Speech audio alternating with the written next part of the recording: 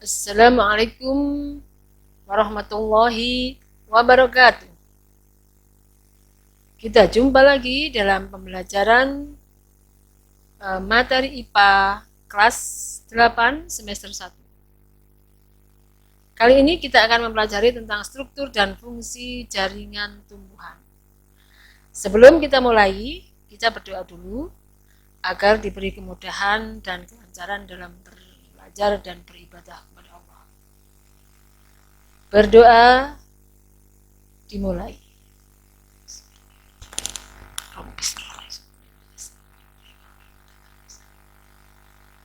Berdoa selesai. Oke, anak-anak, untuk mempelajari struktur dan fungsi jaringan tumbuhan, maka kita harus tahu dulu tentang organisasi kehidupan. Ya, jadi organisasi kehidupan yang paling kecil dimulai dari sel. Sel yang mempunyai bentuk dan ukuran yang sama akan membentuk suatu jaringan. Jaringan yang mempunyai fungsi yang sama akan membentuk suatu organ. Organ-organ itu akan berkumpul ya dengan organ-organ yang lain akan membentuk suatu sistem organ.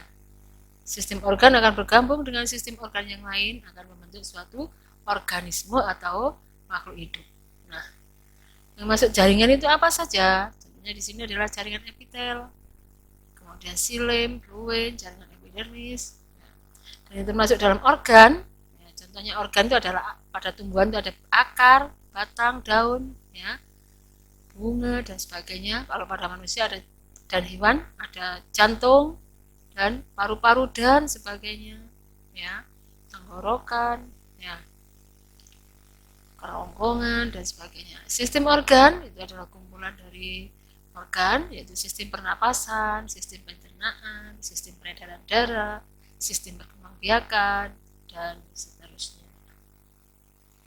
Oke, selanjutnya perhatikan di sini kita akan mempelajari tentang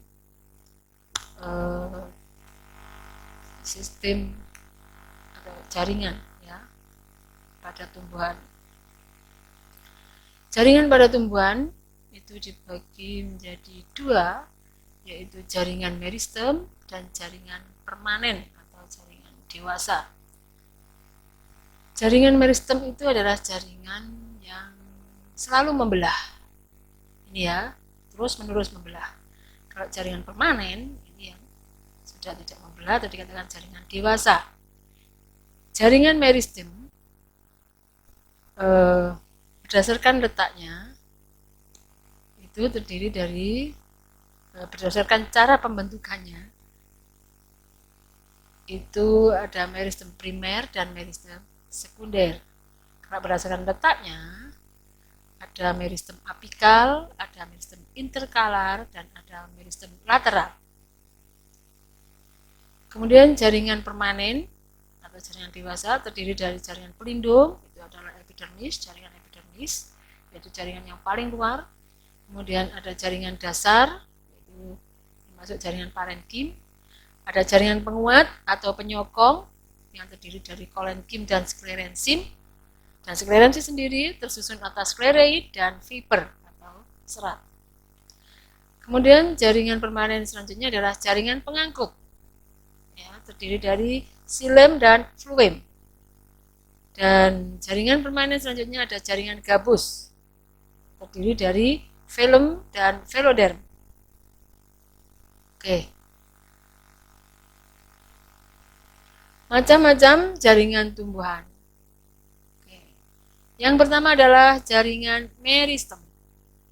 Seperti yang saya katakan tadi, jaringan meristem adalah jaringan sel yang penyusunnya bersifat embrional. Artinya mampu terus-menerus membelah. Ciri-ciri jaringan meristem. Yang pertama, sel-selnya selalu membelah. Kemudian bentuk dan ukuran sel yang sama. Kemudian kaya akan protoplasma. Kemudian dinding selnya yang tipis.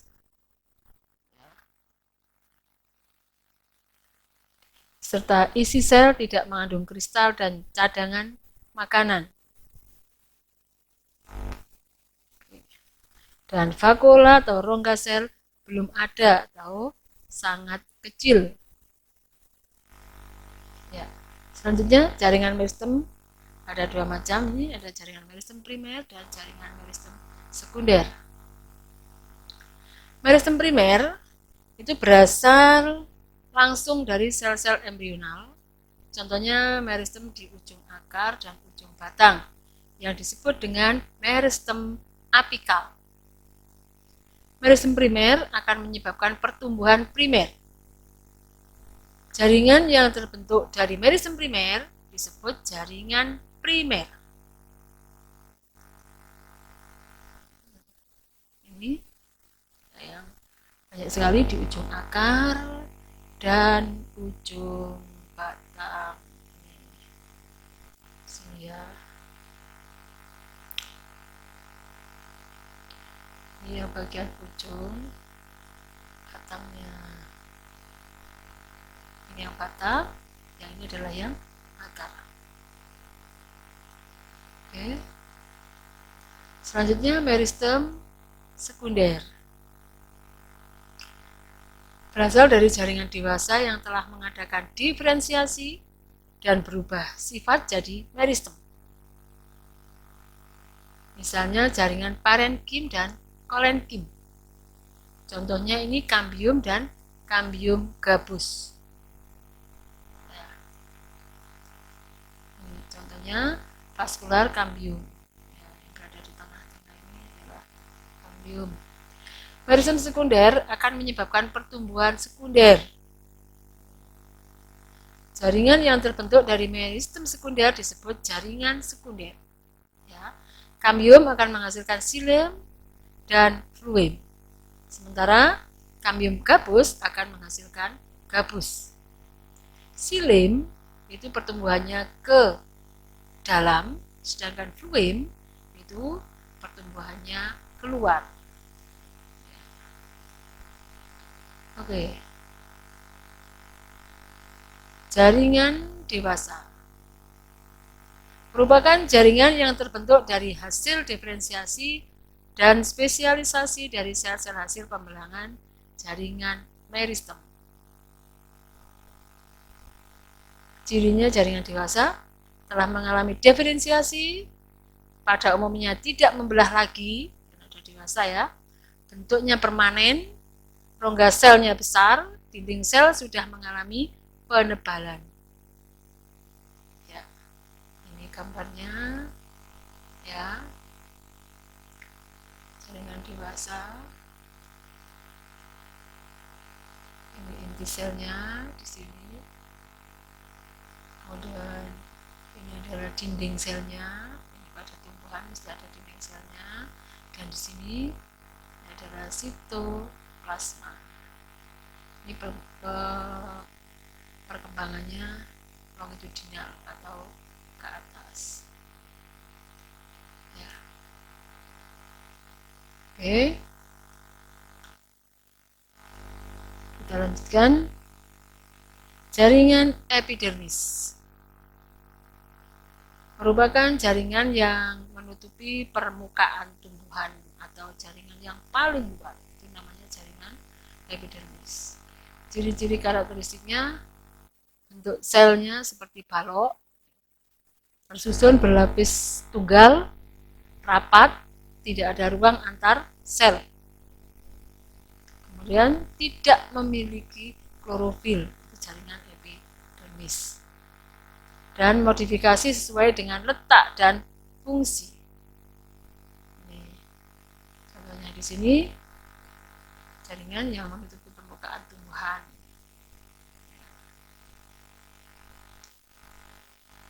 Oke. Itu pada batang, yang ini adalah pada akar. Ini gambarnya batang, ada punya stomata. Ini adalah stomata yang diperbesar, berlapis tunggal, rapat, tidak ada ruang antar sel, sama seperti yang di akar. Di sini juga kalau di batang ini tidak memiliki klorofil. Oke. Selanjutnya adalah jaringan parenkim. Nama lain dari jaringan parenkim adalah jaringan dasar. Sel parenkim yang mengandung klorofil disebut klorenkim. Ya. Fungsi jaringan parenkim adalah untuk menyimpan cadangan makanan dan air oleh tumbuhan. Ini contohnya terdapat pada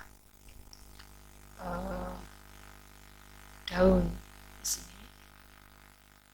Ya. Ada lapisan kutikula, lapisan epidermis atas, upper epidermis, ada jaringan palisade, dan ada di sini ada jaringan pengangkut, ya, terdiri dari silim dan fluim. Kemudian epidermis bawah ada jaringan spons yang berongga. Kemudian di sini adalah stomata, ada sel penjaganya. Kemudian ini juga lapisan kutikula yang bawah, ada epidermis bawah dan ada lapisan kutikula di sini.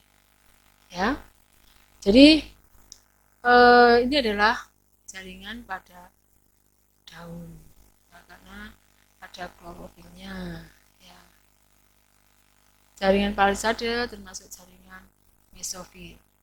Jaringan mesofil itu terdiri dari jaringan palisade dan jaringan spons atau jaringan bunga karang, di mana di dalamnya ini, di dalam jaringan palisade atau jaringan tiang ini terdapat klorofil yang berwarna bintik-bintik. Ini adalah klorofil, ya, yang berfungsi untuk memasak makanan bagi tumbuhan.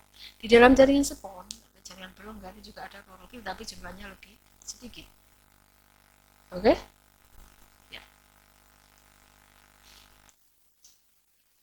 Ini pada akar, yang ini tadi pada daun.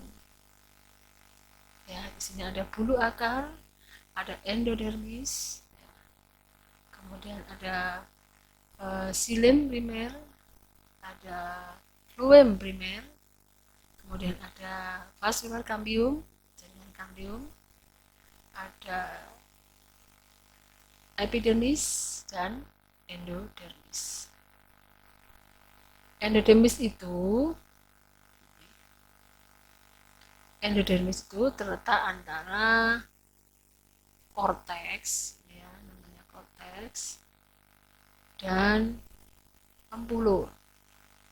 Ya, yang tengah-tengah di sini adalah pempulur atau stele atau silinder pusat. Oke. Selanjutnya adalah jaringan penguat. Jaringan penguat nama lainnya yaitu stereom. Fungsinya untuk menguatkan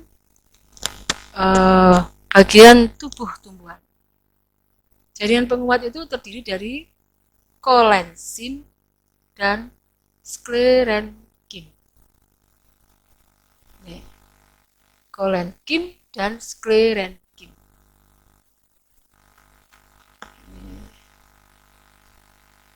Stereon.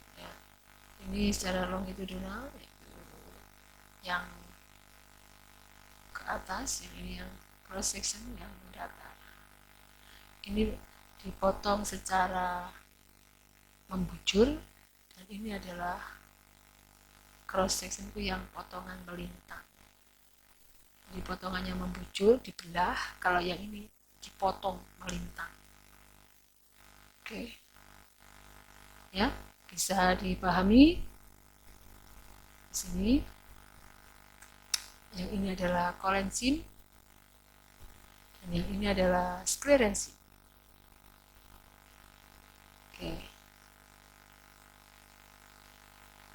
Oke.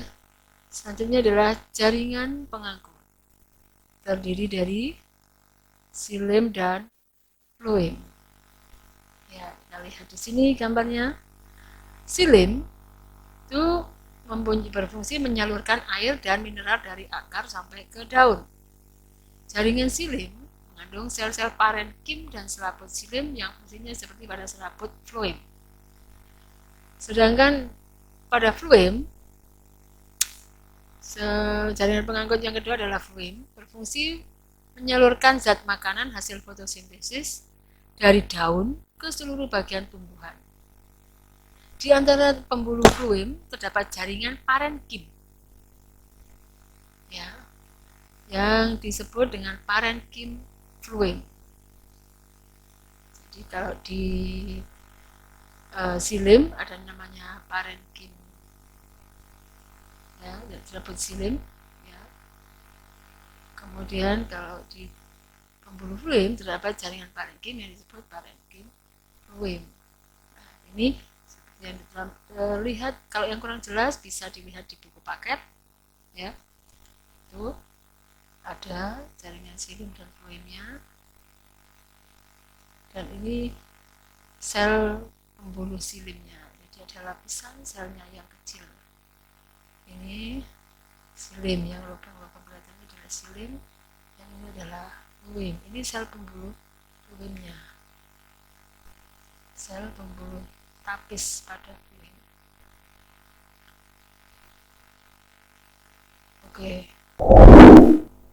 Oke, selanjutnya adalah jaringan gabus. Jaringan gabus itu berfungsi sebagai pelindung menggantikan epidermis yang sudah rusak atau menebal. Kemudian jaringan gabus itu dibentuk oleh kambium gabus atau velogen, dan jaringan gabus itu velogen akan membentuk film ke arah luar dan membentuk veloderm ke arah dalam. Ini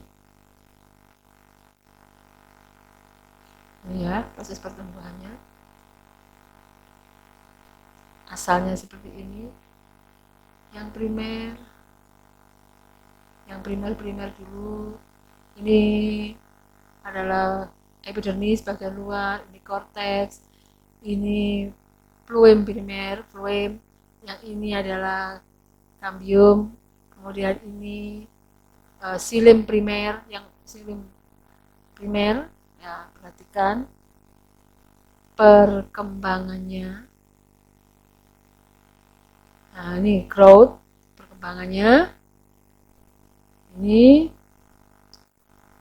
ya, ini epidermis yang sudah rusak, ya, ini akan membentuk kerak. Kemudian ini primer yang floem yang primer membentuk lagi, menambah floem sekunder, jadi berkembang. Kemudian ini kambium gabus, kemudian ini adalah silim sekunder, perkembangan dari silim primer, ya. Oke, jadi ini namanya lingkaran tahun. Ini namanya adalah fase, ya, lingkaran tahun pertama, lingkaran tahun kedua. Dan ini hasil kerja dari kambium ini dapat digunakan untuk mengukur umur suatu tumbuhan. Pada umumnya pada musim kemarau, ya, dan musim penghujan. Itu lingkaran tahunnya berbeda.